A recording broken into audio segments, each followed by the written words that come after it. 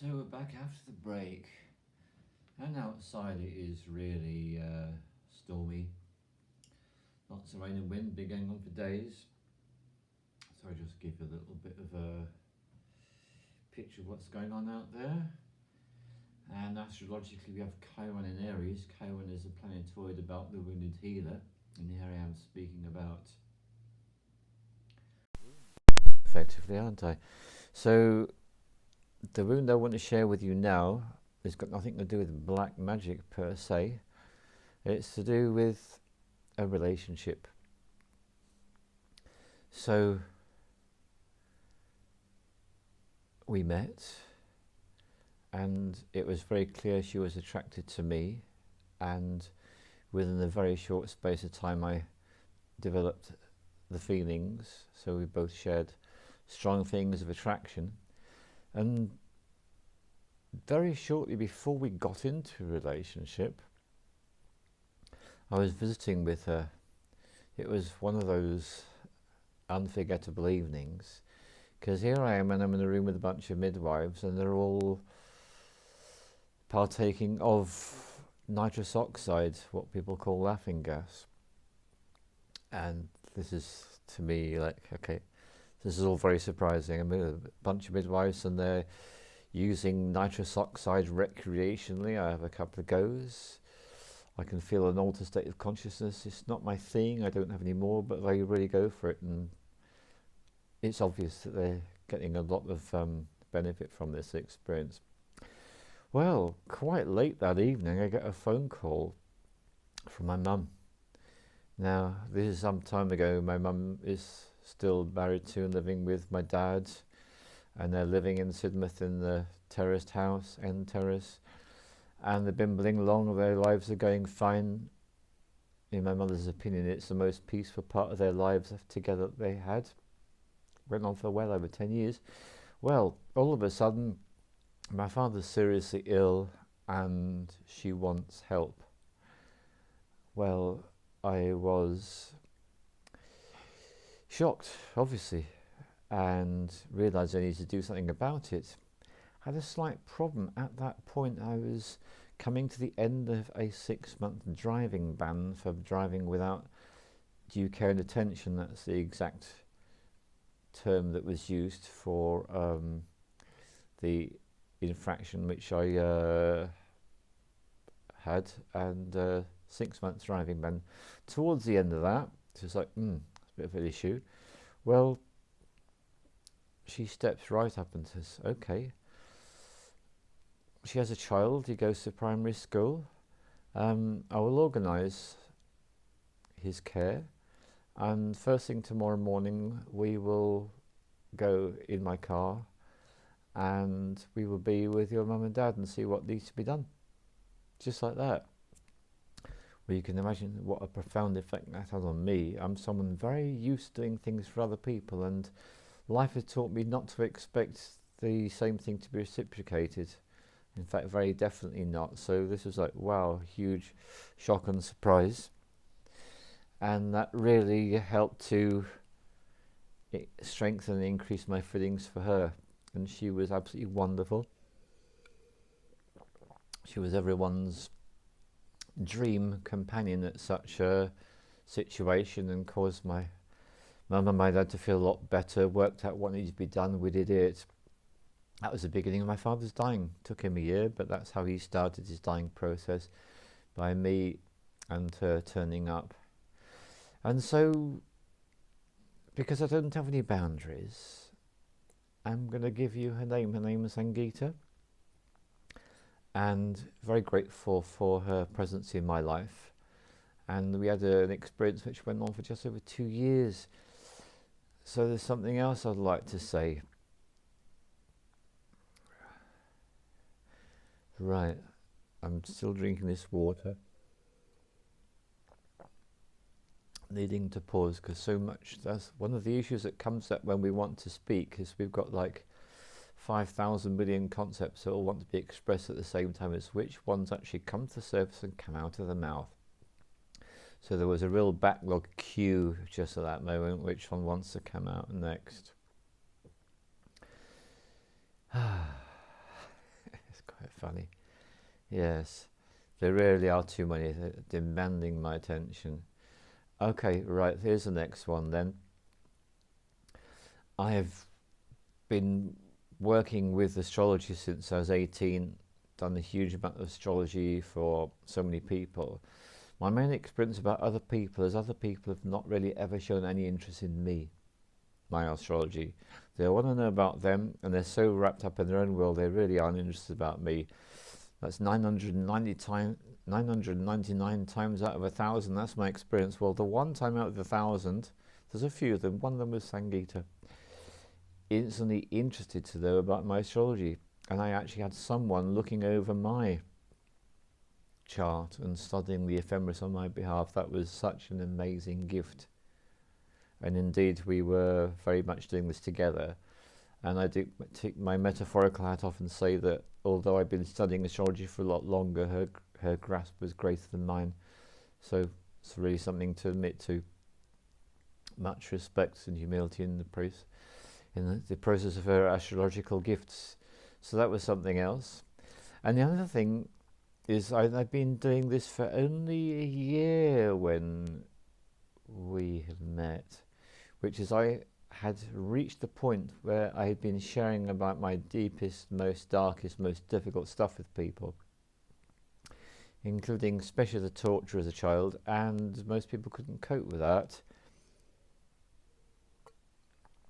I discovered in so many situations that's what happened.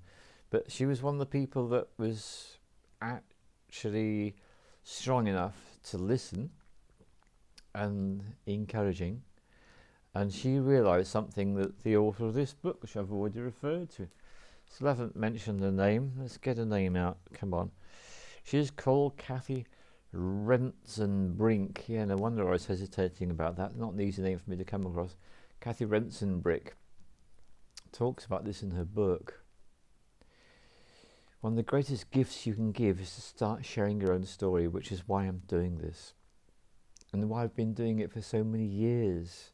Because the very first film I ever made was called Life Trauma, and it was about little tiny fragments of what came up when I was doing primal therapy and learning about myself, things I've been through, things I've experienced.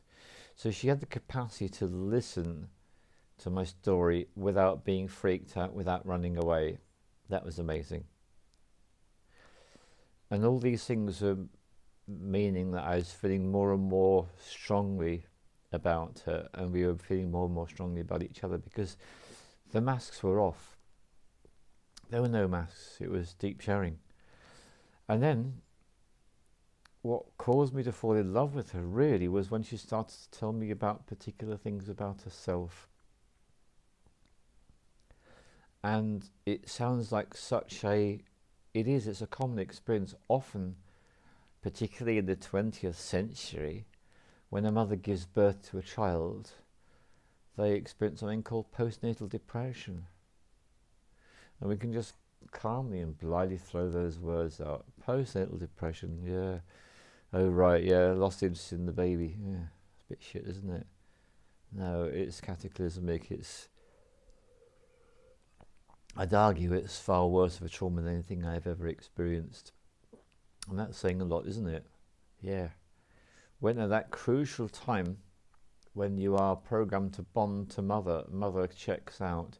She might be physically there, she might be changing a nappy, she might be doing all these things, but in terms of her emotion, in terms of her heart connection, because what's happened, let's look at it. Postnatal depression, the woman gives birth to a child. The most obvious thing that is desired by the mother is to form this incredibly deep and intimate bond, but at that moment she is so triggered by the beauty of the birth of that child that she is literally triggered into the most severe trauma she's experienced in her lifetime, which means that she checks out and she runs away. She's still there, touching the child, maybe, probably, doing all the things, most likely, but not there, not there, not there. Horrific. And really, it was the revealing of that wound that caused me to fall in love so hard and so deep. And that relationship went on for 2 years. Now for her, that was a very considerable period of time, partly because of the length of clock time, but much more because of the intimacy which we created. We worked together with the plant medicines, including the brown plant medicine, all sorts of amazing things, created a wonderful garden, loads of things. However, there's a 6 million trillion things wanting to come out, so I need to focus, get onto what matters. This is almost finished, by the way, if you notice it is. Yeah.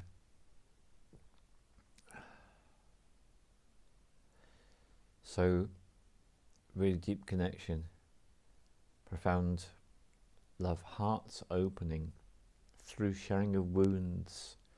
This is really what matters, isn't it? The sharing of the wounds causes the heart to open. If you want to have a fling, if you want to experience casual sex, then don't ever talk about anything personal. Keep it light, keep it superficial. Fuck. And experience utter futility. Or choose to get real and to share your deepest, darkest secrets with this person you're getting to know. And great gifts will be given to you. So I also fell in love with the sun, and he caused me to fall in love with him because he took me out of the back garden into some wild nature, and I explained how his dad left when he was just a tiny thing, and how that was such a deep wound, and how that hurt him so much, and how that really defined his life. Dad walked away very, very young. So we can feel that, can't we? And I can feel walking away from my marriage, which therefore included my son and my daughter, when my daughter was just 4. So I've experienced both sides of the coin. I experienced the acute distress that caused me to make that choice to leave the family, and end up living in a housing project for homeless people 6 months later. Amazing journey. However, let's bring it back to this relationship. So, yeah, right now is the time to share this. And just before I do, I finish my water. So, I am present with this beautiful plant, Peganum harmala. I offer myself the harmala with love, and I accept with love.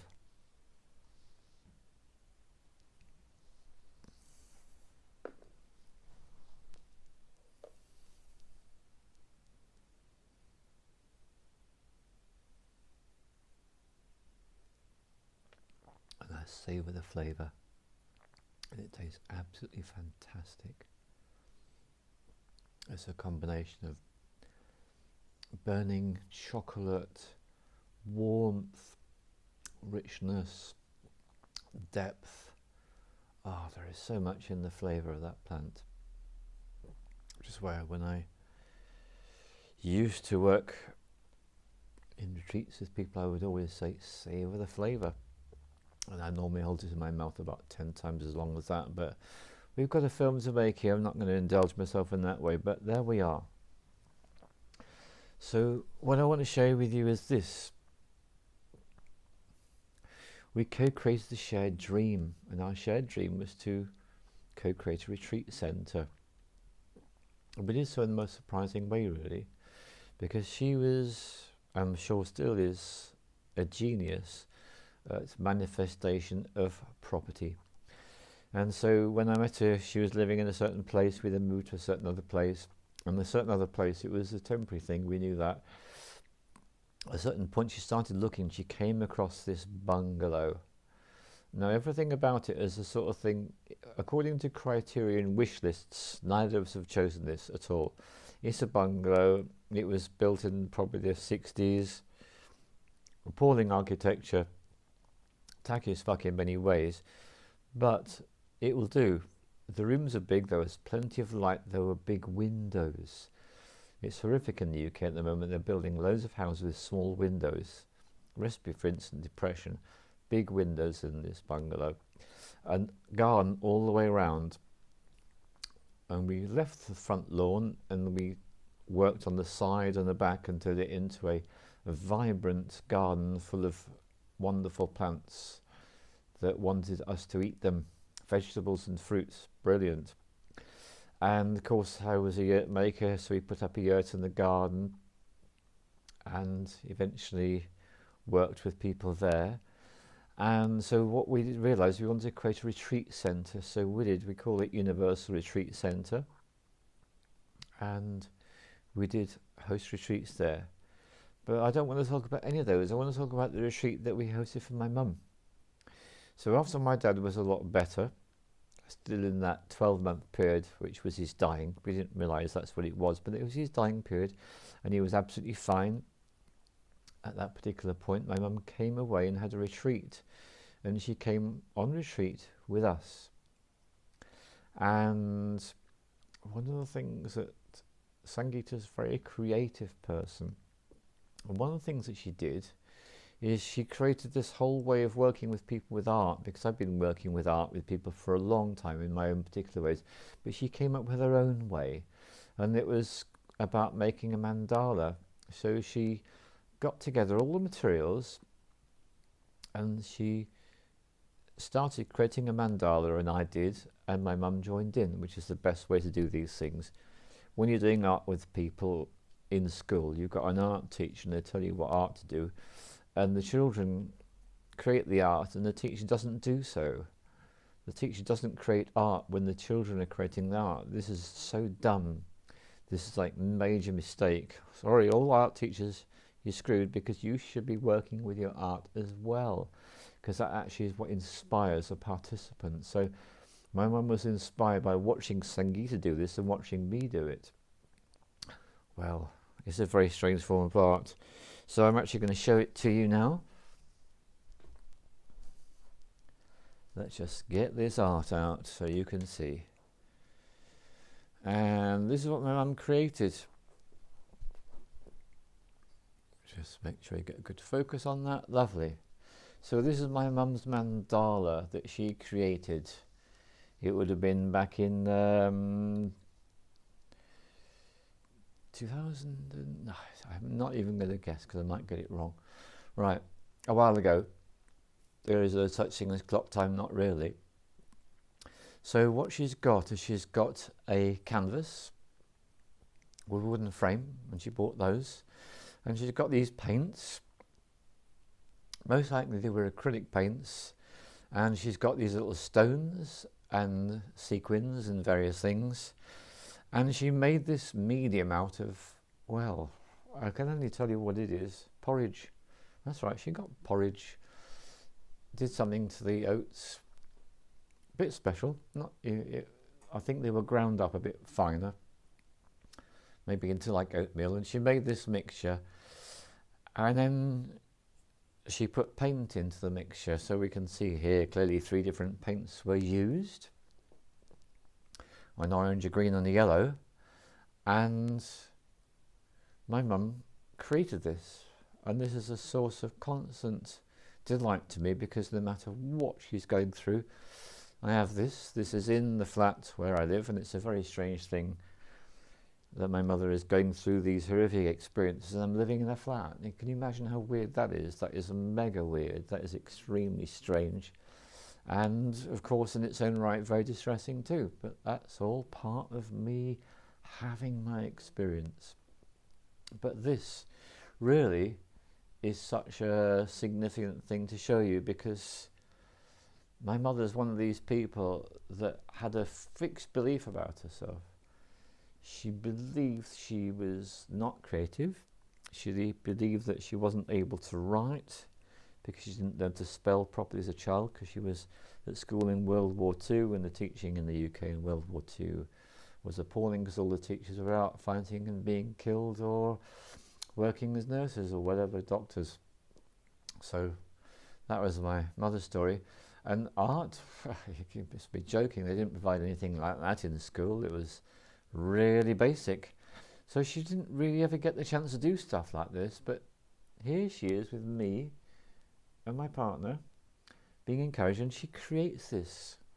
And this has been on the wall of her flat ever since. And so you can imagine that in a sense, this is perhaps one of the abiding things I have about Sangeeta, is that she gave my mother this gift. And what a wonderful thing to do for another person. Right. So I'm now going to wind this back.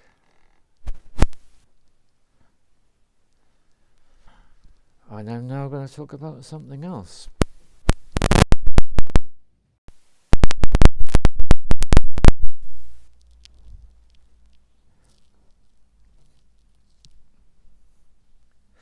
One of the things that I was aware of right in the early times about her is that she's born with the Sun conjunct Uranus in her natal chart, in her astrology. And that indicates a person that will experience sudden abrupt changes, and that will cause the ending of one phase of the life and the beginning of another. So she had experienced a lot of sudden abrupt endings to relationship, to work, to career, to her home, her location in life. So she experienced this in many ways, and I knew that this is something that might perhaps happen. I think the fact that we both hung in there for 2 years says a huge amount about us. Really great, very pleased about that. But there did come a point, and bless her, she did go through the whole experience of my father dying, and that was obviously big. And she did take my mum into the hospital. She would drive quite a considerable distance, so most of the time, when I got my license back, I was able to do this, but in the time I couldn't. It was more difficult. So she would drive down there and take my mum into the hospital so she could see her husband, my dad, when he was in the intensive care unit. She did all this, and then we did something which is not a common thing to do, because in England it's different from some other countries. In England, everyone has the right to be their own funeral director. That's right, you can take on the entire job yourself. I had been a funeral director for quite some time, only ever on personal request. And so I did step up, and it was discussed, and it was agreed I would be the funeral director for the family. And so she took on the role of being with me and sharing my life at such a crucial time, which, well, can you imagine? I mean, there are difficult things to take on, but that's got to be way off the scale compared with what most people deal with. You know, as my partner, oh, his dad's just died, and he's also the funeral director. So, right, so that means we're going to go to the morgue, and we're going to get his body out of the morgue, but he's going to go online, and he's going to find the kind of coffin that's appropriate. It was a green cardboard coffin. I went to the manufacturer of the coffin, got it, took it back to our home where we were living together. She was that involved with this entire process. Extraordinary when you think about it. And of course she was there for the day of the funeral.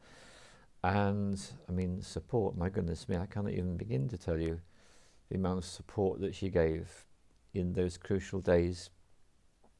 It was really extraordinary. And the funeral itself, finding the woodland-burial site,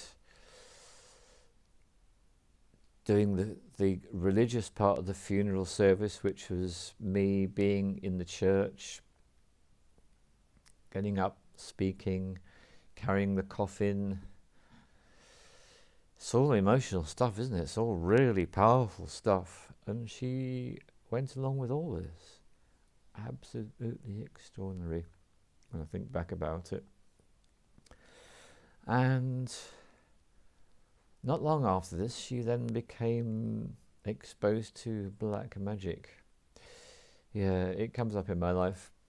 There are people that don't believe it exists. It makes me chuckle inside. And it's rather like, I know someone who doesn't believe in luck, all right? This person doesn't believe in luck, but this person openly acknowledges that this person is very lucky. Ironic, isn't it? You don't believe in luck, but you're very lucky. The people that believe in luck, the people that understand that luck exists, are the ones that know what to be unlucky is like. But if you just experience being lucky, then you can have the luxury of saying, well, luck doesn't exist. So you might be fortunate enough to be able to say that in your world black magic doesn't exist. Well, that just shows that you've led a charmed life, but for the rest of us it most certainly does. And so she was exposed to black magic, and it was done deliberately to cause harm, which is what black magic always is. And within a very short space of time, this incredibly deep bond that we had unravelled, and she grew very distant. And in many senses I could see, because we'd become so close from such a intimate experience, and our intimate relationship ended, and we carried on living together for several more months because we had such a strong bond. And during that time, even though we were not in an intimate relationship, we always slept together in the same bed, but the intimacy had finished. But well, no boundaries. That's right, obviously something that we shared together. But eventually it was time for me to leave. That's what she felt, and eventually I did. And I did go through a period after splitting up and moving to a different part of the country where the pain was fairly indescribable. So I won't try to describe it because it's indescribable. And that's the point, the wound. For me, the proof that that relationship was so powerful and so valuable and so growth promoting and so evolutionary for us both, it hurt so much. And although she put on the mask of not feeling, I knew that she did. So I'm going to stop here, and I'm going to take you to what I feel for me is the most significant part of that relationship after the break.